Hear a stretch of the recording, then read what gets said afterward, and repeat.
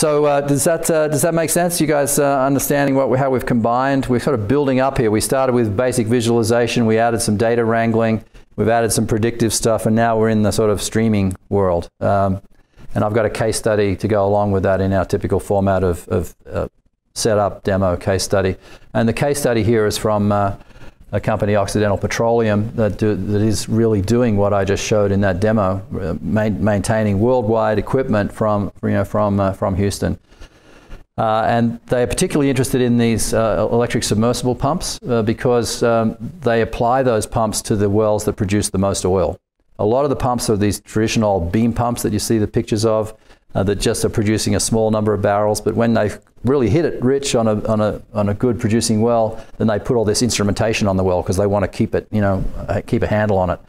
So the instrumentation on these ESPs includes electrical parameters, downhole pressures, temperatures, surface pressures, and they're constantly monitored.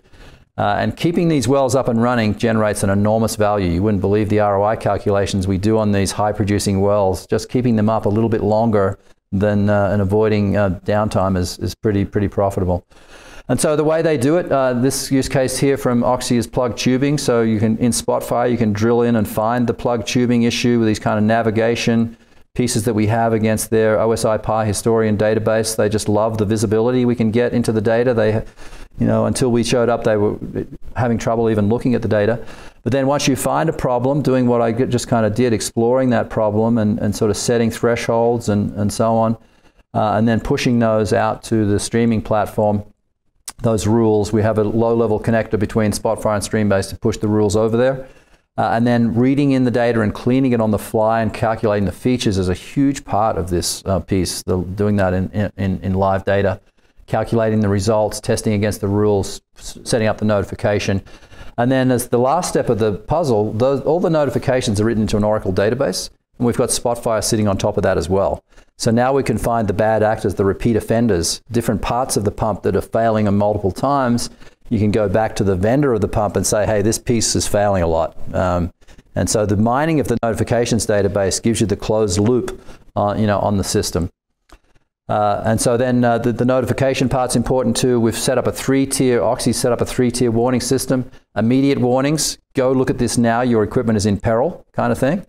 Long-term trends, like next time you're back at your desk, you probably want to take a look at this. And then, prioritization, things that you want to strategically investigate going forward. So here's that kind of problem that you're getting off of the ESP data. This situation occurred that was, one of those perilous situations. A message was sent to the field staff's phone, and the field staff shut down the pump to prevent further damage. And if you don't shut it down quickly, the pump actually just dies, and then you've got to go through a whole replacement that takes weeks and stuff like that, which really that downtime is way significant.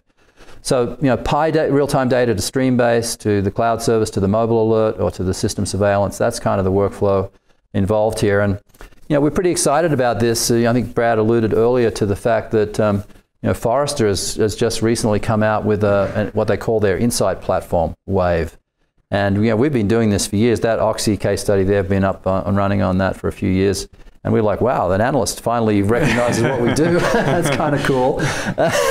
And so that's an example of a case study and a demonstration that I gave that how we combine our visual analytics to explore and find problems, to then setting up a rule or a model to capture that issue, and then pushing that across to the streaming side to execute that insight. There was a question very early today about PMML. That's one way that we use to execute an insight. When you build a model, the PMML can be pushed to the streaming side for the insight execution piece. Oftentimes there's a rule or sometimes a model, but one or the other. Okay, you done? I think we're done. All right, we're done. All righty, well, let's wrap it up then quickly. Again, it's been an incredibly good session today. I'm very impressed with what I saw. Like I said, I've not seen such a beautiful, seamless interface between three very different sets of technologies. Yeah, our biggest problem is just, people don't know us, these days. So that's part of, maybe you guys can help us with that a little bit. I think we helped you a little bit with the Twitter feed, but I think the other thing that I was going to suggest is that you really do need to ramp up the marketing. You've got a beautiful set of tools. You need to mouth off about it more. I do think, yes, ramp up your smart marketing because you guys have it. You've got it all together. Now you just got to let people know.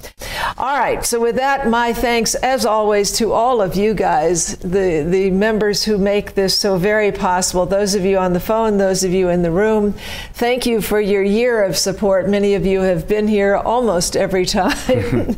So my thanks to all of you for making this possible. And then, of course, my thanks to Tibco for bringing in an incredible story. I'm very impressed. So thanks to you guys as well. All right. And with that, we're gone. Happy holidays, everybody. Thank you.